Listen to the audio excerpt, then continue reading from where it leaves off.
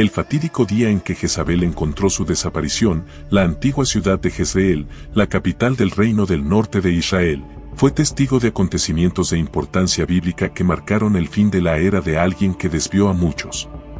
Jezabel, famosa en la casa de Acab, cometió graves pecados contra el Señor al introducir el culto a Baal, como se predijo en las Escrituras, 1 Reyes 16, 31, 32.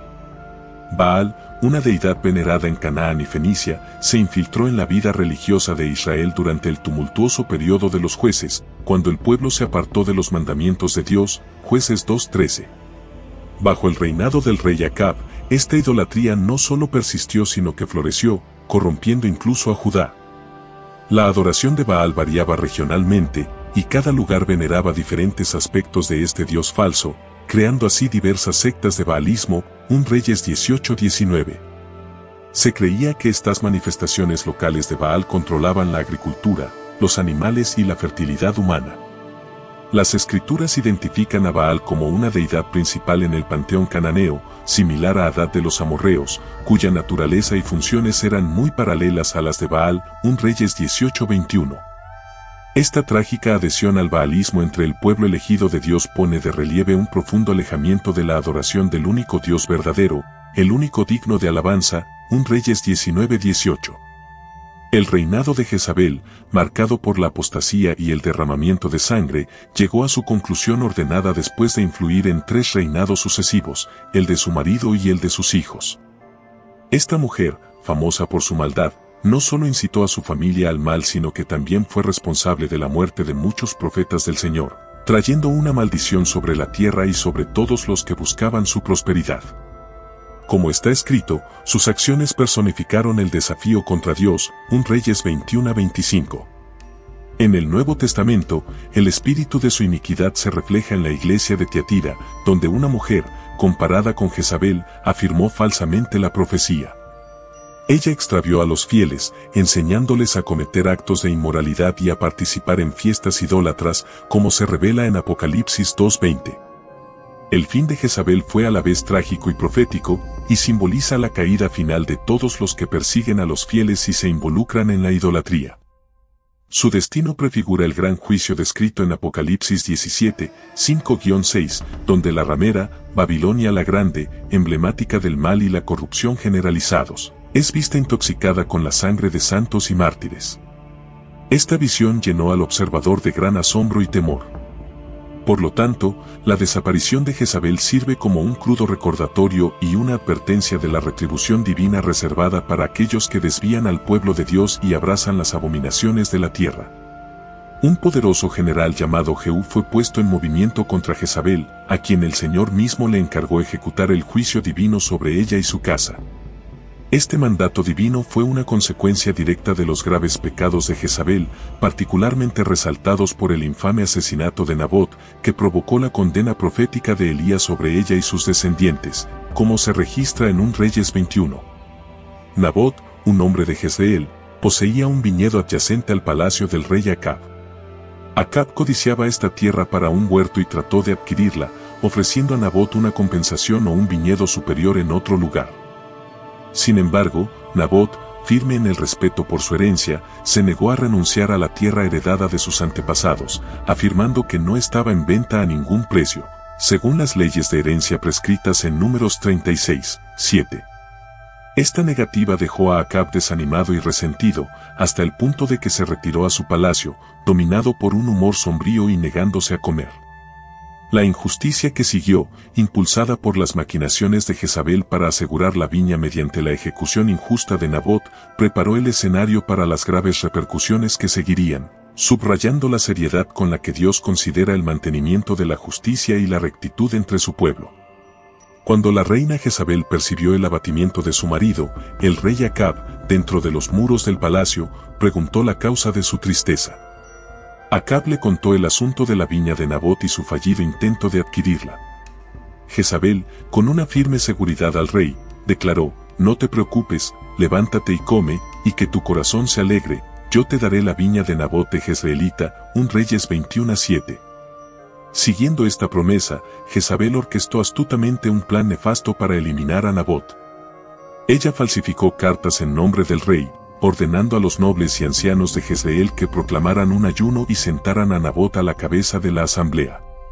Luego hizo arreglos para que 2 hombres sin escrúpulos se sentaran cerca de Nabot y lo acusaran falsamente de blasfemar contra Dios y el rey, un delito capital según la ley. Estas falsas acusaciones llevaron a que Nabot fuera sacado de la ciudad y apedreado hasta la muerte. La orquestación de 2 testigos por parte de Jezabel fue un movimiento estratégico para cumplir con el requisito legal de que nadie podía ser ejecutado por el testimonio de un solo testigo, Deuteronomio 17:6. De esta manera, Jezabel manipuló el sistema legal a su favor, asegurando la viña para Acab bajo el pretexto de apegarse a la ley, mientras sus acciones estaban motivadas por el engaño y el asesinato. En lo más profundo de su engaño, la reina Jezabel manipuló magistralmente la ley para facilitar sus graves pecados de mentir, robar y cometer asesinato. El aspecto más aborrecible de su plan consistía en declarar un día de ayuno, explotar una observancia religiosa para camuflar sus intenciones asesinas y presentar a Nabot de la peor manera posible. Al enterarse de la muerte de Nabot, Jezabel rápidamente informó al rey Acab, quien con entusiasmo tomó posesión de la viña que Nabot había poseído con tanto cariño. El atroz asesinato de Nabot, orquestado por Acab y Jezabel, provocó la feroz condena de Dios. El profeta Elías, llevando la palabra del Señor, se enfrentó a Acab mientras caminaba por la tierra de la viña que había tomado injustamente. Elías le dijo: «Has matado a un hombre y te has apoderado de sus bienes», y luego pronunció el sombrío juicio del Señor: «En el lugar donde los perros lamieron la sangre de Nabot, los perros lamerán tu sangre, sí, la tuya». 1 Reyes 21:19. Elías profetizó además que le sobrevendría un desastre a la dinastía de Acab, prediciendo que todo varón del linaje del rey encontraría un final violento y que sus cuerpos serían devorados por animales salvajes, negándoles un entierro honorable. Al final, Acab encontró su muerte en la batalla contra los sirios. El manto de profecía pasó de Elías a Eliseo, quien continuó la misión de la justicia divina. Eliseo orquestó el ascenso de Jehú como nuevo rey de Israel, bajo el cual la casa de Acab continuó enfrentando el juicio de Dios.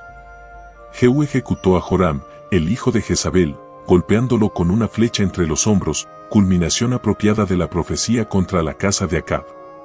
Cuando la flecha golpeó el corazón de Joram, provocando que se desplomara sin vida en su carro, somos testigos del desarrollo de la justicia divina tal como se predijo. Jezabel, plenamente consciente de las acciones de Jehú contra su hijo, como había ejecutado a Joram y arrojado su cuerpo a la tierra de Nabot en cumplimiento de la palabra del Señor, se preparó para enfrentar su inminente juicio. Sabía que Jehú se acercaba a Jezreel y comprendió que probablemente ella sería la siguiente en caer bajo su justa retribución. Desafiando la fatalidad inminente, Jezabel se ubicó junto a una ventana que daba a la puerta, eligiendo la confrontación antes que el ocultamiento.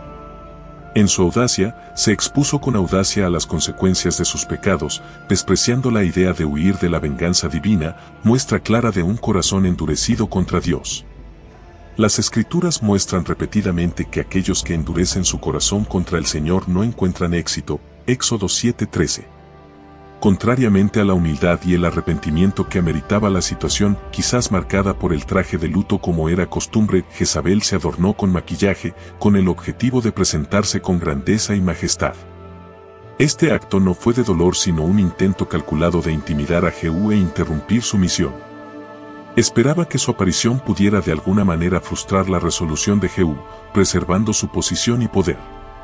Sin embargo, el Señor Dios, a través del profeta Isaías, había llamado a su pueblo en tiempos de angustia a expresar su arrepentimiento y tristeza afeitándose la cabeza y vistiendo cilicio, marcando su total dependencia de la misericordia divina, Isaías 22, 12-13. Sin embargo, Jezabel decidió adornarse y andar descaradamente en contra de los caminos de Dios. Este acto de desafío ejemplifica cuán profundamente desconectada estaba Jezabel de la voluntad del Señor, optando por la vanidad sobre la humildad, el espectáculo sobre la sinceridad, un marcado contraste con el llamado bíblico al arrepentimiento. Ese día, el Señor Dios de los ejércitos pidió que se llorara, se lamentara, se afeitara la cabeza y se vistiera de cilicio como señales de verdadera humillación y arrepentimiento. Sin embargo, en lugar de estos signos de tristeza, había gozo y alegría, la matanza de bueyes y ovejas, el comer carne y beber vino, y la gente declaraba, comamos y bebamos, porque mañana moriremos. Isaías 22. 12-13. Una actitud tan arrogante ante el juicio divino es uno de los indicadores más claros de una ruina inminente, un corazón impenitente en tiempos de adversidad. Aquellos que dependen de las apariencias externas para estar seguros deben reflexionar profundamente sobre su ser interior. Jezabel, frente a Jehú, el instrumento de retribución elegido por Dios, no tembló de miedo. En cambio, lo desafió descaradamente recordando el destino de Zimri, quien asesinó a su maestro pero no encontró paz a partir de entonces. El desafío de Jezabel a la intervención de Dios, ilustrado por su confrontación con Jehú, la encarnación misma del juicio divino, revela un corazón obstinado e inflexible frente a los decretos de Dios. Con demasiada frecuencia, arremetemos con ira contra los agentes de nuestra angustia, cuando nuestra respuesta debería ser de sumisión a Dios y arrepentimiento por nuestros fracasos. Jezabel se consoló erróneamente con la creencia de que las acciones de Jehú conducirían a su caída, esperando que él tampoco encontrara la paz. En sus últimos actos, su objetivo era frustrar a Jehú de la misma manera que sospechaba que él se había condenado a sí mismo. Sin embargo, quienes asumen el papel de reformadores y reprobadores, actuando según convicciones divinas o morales, pueden enfrentar desafíos importantes, pero no deben temer. Como anima el apóstol Pablo, de ninguna manera os alarméis ni os intiméis por nada de vuestros adversarios, Filipenses 1:28, recordándonos la firmeza que se requiere al defender la justicia y la rectitud. Porque tal firmeza y falta de temor de tu parte son en verdad un testamento, una clara indicación para tus adversarios de su ruina inminente, pero para ti significa liberación y salvación, concedidas por Dios mismo. En su confrontación con Jehú, Jezabel invocó la historia de Zimri en un intento de disuadirlo de su rumbo, preguntando, ¿tenía Zimri paz? Esta referencia a Zimri, una figura que tomó el trono mediante un asesinato solo para encontrar un final trágico dentro de una semana, 1 Reyes 16, 15-20, fue la manera en que Jezabel puso en duda el futuro de Jehú, preguntando implícitamente, ¿puedes esperar que le irá mejor? Sin embargo, la comparación entre Jehú y Zimri era fundamentalmente errónea. Zimri actuó por ambición egoísta y crueldad, lo que lo llevó a su rápida caída, mientras que Jehú no buscaba beneficio personal sino que fue ungido por un profeta y actuó bajo directiva divina. 2 Reyes 9, 6-7. La advertencia de Zimri ciertamente debería servir como advertencia, pero no en la forma en que Jezabel pretendía. Es un recordatorio de que aquellos que siguen los pasos del pecado, motivados por el interés propio, enfrentarán el juicio de Dios. En contraste, la misión de Jehú fue ordenada por el cielo, distinguiendo así sus acciones de aquellas impulsadas por la mera ambición humana. Los juicios de Dios sobre aquellos que nos precedieron en forma pecaminosa deben ciertamente ser escuchados, pero debemos discernir si nuestras acciones se alinean con la voluntad divina o con la locura humana. El error de Jezabel consistió en malinterpretar esta distinción crucial, esperando que los deberes divinamente sancionados de Jehú condujeran a los mismos resultados catastróficos que le sucedieron a quienes actuaban siguiendo impulsos egoístas. Al comparar cosas, es importante reconocer que es valioso y que no. Jehú estaba haciendo la obra de Dios de limpiar la tierra y ocuparse de quienes la corrompían. Pidió apoyo y preguntó, ¿quién está conmigo? Mientras miraba hacia la ventana, 2 Reyes 9:32. Necesitaba que otros se unieran a él en esta misión, haciéndose eco de los llamados de Moisés, ¿quién está del lado del Señor? Éxodo 32 horas y 26 minutos, y el salmista, ¿quién se levantará por mí contra los malhechores? ¿Quién se levantará por mí contra los que hacen iniquidad? Salmo 94 horas y 16 minutos. Cuando Jehú comenzó su reforma, era crucial saber quién apoyaba la causa. Incluso los siervos de Jezabel se volvieron contra ella y ayudaron a Jehú a ejecutar su justicia. 2 o 3 eunucos miraron a Jehú y sus expresiones indicaban que estaban con él. Por orden de Jehú, inmediatamente la arrojaron desde un lugar alto, método utilizado para ejecutar criminales, lo que demuestra que una vez que se hace el llamado a la reforma, sigue la acción decisiva. Jezabel enfrentó el mismo final brutal que había preparado para Nabot. Según lo ordenado por Jehú, ella fue arrojada desde un lugar alto, y su sangre salpicó la pared y los caballos, que luego la pisotearon. 2 Reyes 9:33. Este acto podría haber sido impulsado por el resentimiento secreto de los sirvientes por la maldad de Jezabel o por el sufrimiento bajo su crueldad. También podrían haber actuado para alinearse con Jehú, con la esperanza de asegurar sus posiciones bajo su gobierno. Su muerte estuvo marcada por la desgracia al ser aplastada bajo los cascos de los caballos. Este innoble fin sirve como un crudo recordatorio de la ruina que aguarda a quienes se entregan al orgullo y la crueldad. El cumplimiento de la profecía fue completo cuando los perros consumieron sus restos, enfatizando que la justicia del Señor prevalece. Después de refrescarse en el palacio, Jehú decidió que lo más respetuoso era enterrar a Jezabel. A pesar de su maldad, ella todavía era de ascendencia real, hija de un rey, esposa de un rey y madre de reyes. 2 Reyes 9:34. Ordenó que sus restos fueran enterrados debido a su estatus real. Sin embargo, Jehú había olvidado la profecía, pero Dios no. La profecía decía que los perros se comerían el cuerpo de Jezabel en Jezreel y nadie la enterraría. 2 Reyes 9:10. Mientras Jehú comía y bebía, los perros devoraron su cuerpo, dejando solo su cráneo, pies y manos. 2 Reyes 9:35. Cuando fueron a enterrarla, solo encontraron estos restos. Los perros no mostraron ningún respeto por su linaje real. Para ellos, ella no era diferente de los demás. Esto sirve como recordatorio de que, independientemente de cómo tratemos nuestros cuerpos en la vida, todos están destinados a regresar a la tierra y, con el tiempo, convertirse en nada más que alimento para los gusanos.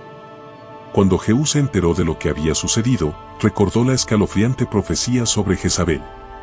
Se decía que los perros devorarían su cuerpo cerca de Jezreel, dejando nada más que su infame legado. 1 Reyes 21:23. Jezabel, alguna vez conocida por su deslumbrante apariencia y presencia imponente, ya no sería recordada bajo esa luz. La Biblia nos dice que es común que los malvados sean enterrados y olvidados, incluso en los lugares donde alguna vez influyeron, como se indica en Eclesiastés 8:10. Sin embargo, en algunos casos, como el de Jezabel, los malvados ni siquiera reciben sepultura, haciéndose eco del sentimiento de Eclesiastés 6:3 de que un nacimiento prematuro es mejor que una vida llena de maldad y que termina sin un entierro adecuado. La memoria de Jezabel persistió solo en los textos sagrados. Nadie señalaría una tumba y diría, esta es Jezabel. Su presencia física fue completamente borrada, quedando solo el registro de sus hechos como testimonio de su vida. La historia de Jezabel es un crudo recordatorio de que los nombres de los malvados eventualmente serán olvidados y sus legados decaerán. Su vida, marcada por la introducción de la idolatría y que condujo a una trágica desaparición, subraya las graves consecuencias de rebelarse contra Dios y desviar a otros. Su narrativa no es solo histórica, sirve como una parábola sobre el juicio divino sobre la idolatría, la injusticia y la inmoralidad, enfatizando que Dios no pasa por alto el pecado. El fin de Jezabel, predicho por Elías, ilustra dramáticamente la justicia divina y resalta la autoridad de Dios y el destino de aquellos que lo desafían. Además, el relato de Jezabel advierte contra el mal uso del poder. Ella aprovechó su estatus real para perseguir a los profetas de Dios y promover la adoración falsa, acciones que llevaron a la muerte injusta de Nabot y al robo de su viña. Esta serie de acontecimientos sirve como lección sobre los peligros de usar el poder para cometer malas acciones. La historia de Jezabel muestra cuán destructivo puede ser usar el poder injustamente. Sin embargo, también nos inspira a permanecer fuertes en nuestra fe, incluso cuando enfrentamos grandes desafíos. A pesar de la persecución de Acab y Jezabel, muchos de los profetas de Dios se mantuvieron fieles a su fe. Esta fe inquebrantable es algo que todos los creyentes deberían esforzarse por emular, confiando en la justicia de Dios y sus recompensas por la rectitud. Oremos, Señor Todopoderoso, que siempre recordemos tu justicia y misericordia mientras reflexionamos sobre las historias de fe, fracaso y juicio. Enséñanos a aprender de los errores de Jezabel y a evitar caminos de idolatría, injusticia e inmoralidad. Fortalece nuestra fe y resiliencia cuando enfrentamos dificultades y recuérdanos tu soberanía y amor. Ayúdanos a utilizar el poder y la influencia que nos otorgas para promover la justicia, el amor y la verdad. En el nombre de Jesús, amén. Si encuentra valioso este mensaje, considere apoyar nuestro contenido suscribiéndose y viendo más de nuestros videos. Juntos podemos difundir la palabra de Dios e iluminar más mentes. Gracias por acompañarnos y que Dios los bendiga.